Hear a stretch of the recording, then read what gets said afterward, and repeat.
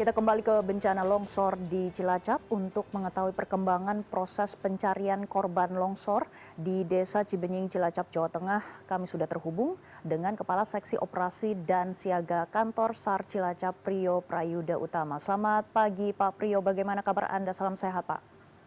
Selamat pagi Mbak, Alhamdulillah sehat. Baik Pak Priyo, bagaimana update terkini dari upaya penanggulangan bencana longsor di wilayah Cibenying, Cilacap Pak? Baik, kami sampaikan hari ini, hari kedua pelaksanaan operasi SAR tanah longsor di Desa Cibenying, Kecamatan Majenang, Kabupaten Cilacap, bahwa pada hari ini kami telah membagi area yang terdampak longsor menjadi dua sektor, yaitu sektor A untuk Dusun Cibuyut dan sektor B untuk Dusun Tarukahan. Dan di mana di sektor A ini kita bagi lagi menjadi 3 worksite atau area kerja, menjadi sektor worksite A1, A2, dan A3, di mana korban yang kita cari di sektor A ini totalnya berjumlah 14 orang. Dan untuk di sektor B sendiri, kami membagi menjadi 2 worksite atau 2 area kerja, di mana di sektor B ini total jumlah korban yang kami cari adalah 7 orang korban. Demikian Mbak. Baik, masih ada 7 orang korban yang masih dicari. Sejauh ini bagaimana kondisi korban dan masyarakat yang terdampak? Apakah korban terdampak sudah dievakuasi ke tempat pengungsian Pak? Ya, baik, kami sampaikan bahwa total korban yang sudah kami himpun atau kami kumpulkan adalah sebanyak 46 korban.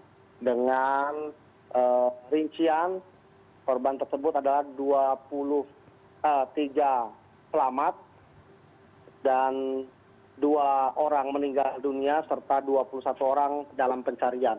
Dan untuk korban-korban selamat yang telah berhasil dievakuasi, ini mereka semua kembali ke rumah keluarganya masing-masing di sekitar wilayah kejadian. Demikian Mbak. Baik, Pak Priyo, apa saja langkah-langkah tanggap darurat yang sudah dilakukan oleh BPBD sejak peristiwa longsor ini terjadi, Pak? Baik, untuk BPBD sendiri mungkin lebih detail bisa nanti ditanyakan ke BPBD, namun sejauh koordinasi kami dengan BPBD saat menerima informasi langsung melaksanakan asesmen dan melaporkan kepada kami Basarnas untuk penanganan kepada tahap pencarian dan pertolongan. Demikian, Mbak. Baik, Pak.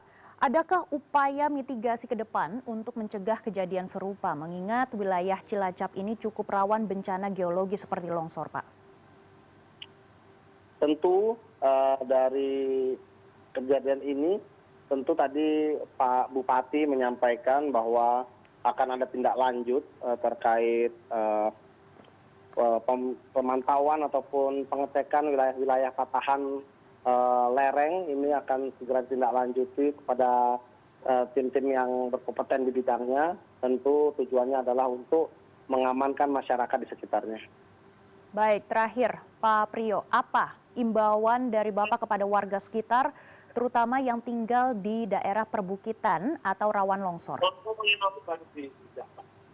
Baik, himbauan kami tentu lebih memperhatikan situasi yang terjadi di wilayah tempat tinggal masing-masing. Misalnya terjadinya hujan tanpa henti, misalnya melihat pepohonan-pepohonan yang mungkin sudah mulai berkurang ataupun perlu ditanam kembali. Nah, ini perlu menjadi perhatian untuk masyarakat yang tinggal di daerah sekitar lereng.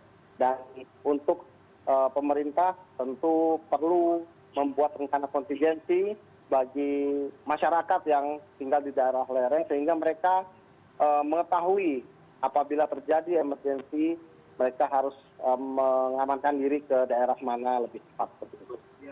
Baik, terima kasih Kepala Seksi Operasi dan Siaga Kantor SAR Cilacap, Bapak Priyo Prayuda Utama yang sudah membagikan informasi dan kami akan terus memantau seperti apa perkembangan evakuasi korban longsor di sana. Terima kasih Pak sudah bergabung bersama kami di CNN Indonesia Today.